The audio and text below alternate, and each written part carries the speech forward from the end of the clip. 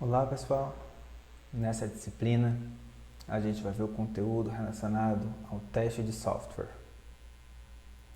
Bom, vamos começar primeiro fazendo uma introdução sobre engenharia de software e aonde o teste de software se encontra inserido nessa disciplina, engenharia de software. Segundo o Somerville, um processo de software, ou seja, é aquela tarefa que a gente faz desde o início, quando a gente pensa em fazer um software até entregar ele para o cliente, ela é dividida segundo essas 4 atividades genéricas. A especificação, que define a funcionalidade do software, as restrições sobre a sua operação.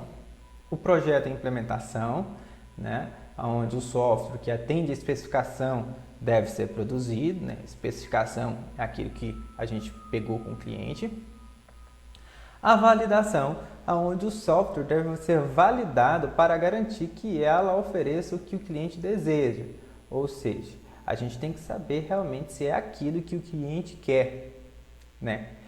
E depois disso, nós temos a evolução, que deve ser o quê? A gente pegar os requisitos, o entendimento do que o cliente quer e a gente evoluir isso. Pode ser que existam novos requisitos, alguns requisitos que tem que se adequar a uma certa legislação. E aí, aí vem um termo que a gente conhece muito, que é o termo garantia de qualidade de software. Então, aonde é que a gente encontra a garantia de qualidade de software? A gente encontra dentro da validação. Então, aqui a gente precisa trabalhar a qualidade desse software que a gente vai entregar para o cliente. Então, só para a gente retomar, qual é o principal objetivo da engenharia de software? Não é ajudar a produzir um software de qualidade? Esse é o principal objetivo dela. A gente tem várias ferramentas e metodologias que a gente utiliza para entregar esse software de qualidade. Não só fazer, é para a gente entregar esse software de qualidade. Então, as empresas que desenvolvem software de qualidade, elas são mais competitivas. Então, nós temos que trabalhar a qualidade porque o cliente, ele vai ficar satisfeito. Se ele fica satisfeito, a empresa em que nós estamos trabalhando, ela vai ter sucesso. As empresas que utilizam alta qualidade de software podem, em geral, oferecer o melhor serviço ao seu cliente final. Então, geralmente, a validação do software também é conhecida como validação e verificação. E a gente vai entender o que é a validação e o que é a verificação. Então, o objetivo da validação e verificação. Da validação é mostrar que o software atende às necessidades do cliente. A gente, com as técnicas de validação, a gente quer saber se realmente a gente está construindo aquilo que o cliente deseja. E a verificação, a gente verifica se o software está produzindo uma saída de acordo com o que foi especificado. Certo? A diferença entre validação e verificação. Aqui a gente conversa um pouco mais sobre o que é a validação. A existência de erros não mostra a adequação operacional do sistema. Então, quando a gente verifica, a gente encontra erros, isso não significa que o sistema está adequado. A gente tem que fazer a validação com o cliente, para a gente saber realmente se o cliente quer aquilo que a gente desenvolveu, aquela função que nós desenvolvemos. A validação procura assegurar que o sistema atenda às expectativas e necessidades do cliente. Não adianta nada você construir uma calculadora que faz as 4 operações básicas se o cliente está querendo uma calculadora científica. Então você tem que validar essa tua calculadora com o cliente para ver realmente se é isso que ele quer. Tá bom? E aí a pergunta principal aí que a gente tem que responder, quando a gente se questionar o que é a validação é: estamos construindo o produto correto? É isso que o cliente quer? A verificação, ela é mais específica, por assim dizer. ela está mais verificando ali se o software atende aos requisitos funcionais e não os funcionais, né, especificados no sistema. Então, eu vou verificar as saídas do sistema. Então, aqui eu vou ver se, no caso da calculadora, entre 2 e 2, se eu for fazer uma soma, está saindo 4, então eu vou utilizar técnicas de verificação para poder fazer a validação e verificação do meu produto. Fazer o teste do meu produto. Verificação inclui a realização de testes para encontrar erros. Então aqui a gente vai tentar encontrar erros.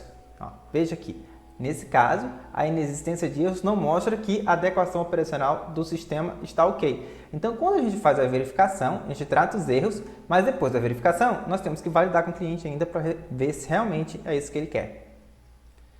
A verificação inclui a realização de testes para encontrar erros. E a pergunta principal que nós temos que responder aqui, né, quando nós estamos fazendo a verificação, é: estamos construindo o produto de maneira correta? Né? Então, eu estou fazendo a soma entre dois números de forma correta? 2 mais 2 está sendo 4? É essa pergunta aqui que a gente tem que responder. Então, essas atividades de verificação e validação tem o teste de software como a principal técnica. Tá? Então, a nossa disciplina está focada dentro do teste. A gente vai aprender bastante coisas sobre teste e fazer teste unitário, que é um teste unitário, tá bom? Então, o segundo Delamário, ele fala que o teste de software tem como intuito de executar o programa ou modelo utilizando algumas entradas em particular e verificar se o seu comportamento está de acordo com o esperado. Às vezes nós fazemos teste, pessoal, aqui, ó, com o modelo. A gente não faz exatamente no código. A gente pode construir um modelo do software e fazer os testes em cima dele.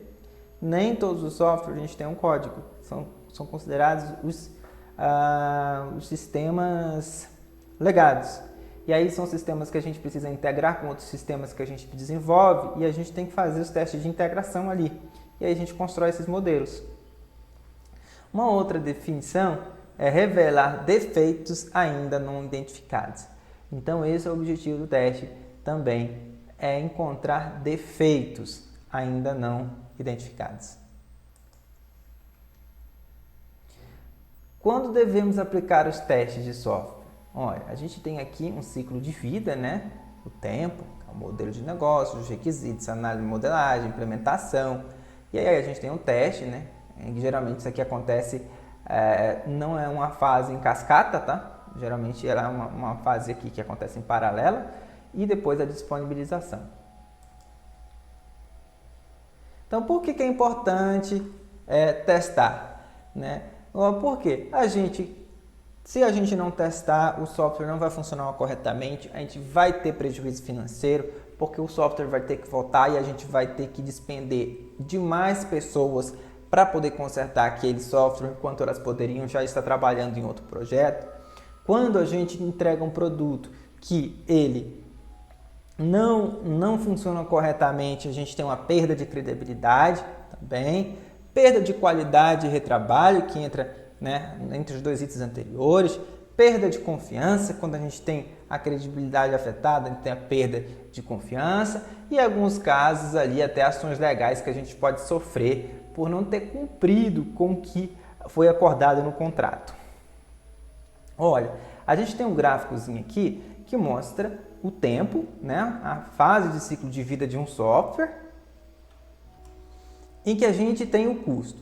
Então, ó, aqui vocês imaginam como, se eu aplicar as minhas técnicas de testes aqui nos requisitos, aqui na análise no projeto, na implementação, no teste, olha só, à medida que a gente vai demorando mais aplicando as técnicas, a gente vai tendo um custo maior. Então, olha o custo que tem quando a gente vai testar quando o software já está em produção. Quando a gente vai descobrir um erro que o software está em produção, né? Tem um custo bem mais elevado ali para a equipe de desenvolvimento. Aqui a gente tem as diversas fases do ciclo de vida, né? E aí, quais são os retrabalhos que a gente tem ao identificar um erro em cada uma dessas fases. Então, se eu estou lá desenvolvendo os requisitos, a única coisa que eu tenho que fazer é alterar os requisitos. Na especificação, eu tenho que alterar os requisitos e alterar a especificação. Ou seja, tenho que redesenhar lá o meu sistema lá nos meus diagramas. Quando eu estou programando, se eu identifico um erro, eu tenho que alterar o documento de requisitos, no caso, se os requisitos não foram validados, né? Às vezes você não toma cuidado de saber realmente quais são os seus requisitos, isso você só vai descobrir aqui no código, então você vai ter retrabalho de alterar isso daqui no documento, ter o retrabalho de alterar a especificação e ainda alterar o código. Olha, e à medida que vai aumentando, só vai inflando aí o retrabalho, né? Então, ó, onde os defeitos são encontrados, né? Os defeitos eles são encontrados, se a gente for imaginar isso daqui, né, como um ciclo de vida, eles são encontrados em sua maioria ali nos requisitos, né, logo quando a gente está descobrindo. Depois a gente tem a maior parte aqui na análise e modelagem do sistema e 7% a gente encontra em implementação e os outros 10% aqui pode ser evolução ali, né, do software. Então vocês vejam que dá para encontrar a maioria dos erros logo aqui nos requisitos. Então se a gente encontrar aqui, mais barato vai ficar, menos retrabalhos vamos ter. E aí a gente vai encontrar aqui alguns conceitos que a gente tem, que eles são sinônimos. Geralmente a gente usa sempre como defeito mesmo, ou erro, mas aqui em um teste de software, cada um deles são distinguíveis, o que? O erro, o defeito e a falha. Então, o que é o erro, né? O erro é uma ação humana que produz um resultado incorreto. Por exemplo, se você está desenvolvendo lá o seu software e usar um menor ao invés de um menor igual. Por exemplo, digamos que seja um software que você queira mostrar os números de 0 a 10. E aí você coloca só de 0 até menor que 10, o 10 não vai sair. O correto seria menor ou igual a 10. Né? Então a gente pode dizer que a gente tem um erro ali. O defeito é a manifestação de um erro, também conhecido como bug, e é executado. E se executado, o defeito pode causar uma falha, tá bom? Digamos que eu imprimi até o número 9. Então, o software ainda só tem um erro, ainda não teve um defeito e nenhuma falha. Mas digamos que se a manifestação de um erro no software ocorre, também conhecido como bug executado, o defeito pode causar uma falha. Então, se o meu erro foi executado, né, vai acontecer um defeito e esse defeito vai acarretar uma falha. Qual que é a falha? É o número 10 não aparecer na minha lista. Então, a falha, um evento notável em que o sistema viola as suas especificações, né?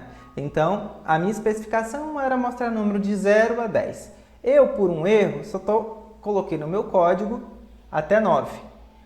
O defeito, né, manifestou-se por conta desse erro e gera uma falha que na hora de apresentar o número de 0 a 10 só está aparecendo de 0 a 9. Tá bom? Então, ó, o erro. Uma pessoa comete um erro, né, o defeito cria um defeito no software, né, e esse defeito me gera uma falha. Né? E a falha, geralmente, é o que a gente percebe. Né? Nem todos os erros geram defeito que gera uma falha, nem todos eles.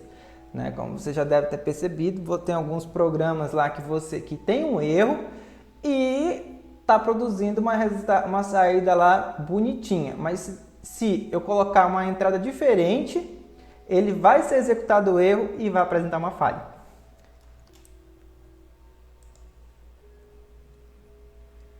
Casos de teste. O que é um caso de teste? A gente fala muito também aqui na disciplina sobre casos de teste. O que é um caso de teste? Um caso de teste é um conjunto de ações e os resultados esperados para elas. Conjunto de condições usados para testar o software. Deve especificar saídas esperadas e os resultados esperados do processamento. Um caso de teste, pessoal, nada mais é do que as entradas que a gente vai ter nesse software. Por exemplo, imagine uma funçãozinha em que eu vou somar dois números, né? Então, coloca ali 2 mais 2. A gente vê ali como essa entrada como parte do meu caso de teste. Para ele ser completo, ele precisa da saída também esperada. Então, 2 mais 2, 4. Então, ficaria mais ou menos assim.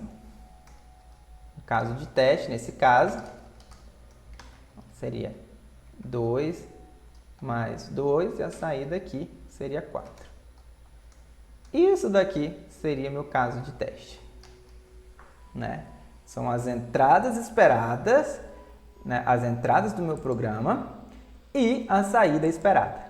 Esse é um caso de teste. Geralmente a gente verifica isso para saber se está em conformidade. Se não tiver, a gente identifica um erro no programa, tá? É importante também, antes que eu siga ali adiante, que o caso de teste são a entrada mais a saída esperada. Mas também a gente vê muito por aí o conceito de dado de teste. Dados de teste. Os dados de teste são somente as entradas, tá? Então, caso de teste são as entradas e essas saídas esperadas. Os dados de teste são somente as entradas. Porque em alguns casos, pessoal, é muito difícil você verificar a saída. E aí a gente acaba produzindo somente as entradas na hora de automatizar o teste, né? E a gente verifica manualmente ali. Mas é só importante você saber a diferença de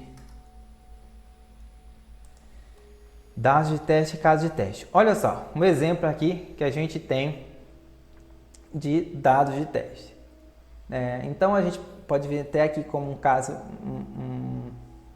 caso de uso, né? Navega até a página do login, não tem nenhum dado de teste aqui, né?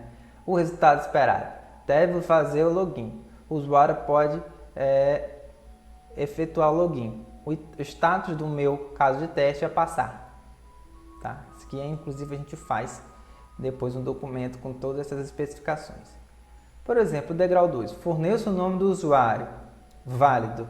O dado de teste, ou seja, a entrada é o usuário, aqui, exemplo, Gmail. O resultado esperado, credencial pode ser inserido, ou seja, uma senha, né? Resultado atual, como esperado. E o status de aprovação ou reprovação, passar. Então, aqui é o dado, tá? E a gente tem a saída esperada também como caso de teste. Um outro aqui, fornecer senha válida, senha 123, credencial pode ser inserido, como esperado, passar. 4, clique no botão login, não tem nenhum dado de entrada, usuário logado, usuário com sucesso, passar, né? Esse é o caso bem detalhado. Então, essa é a aula de hoje, até a próxima.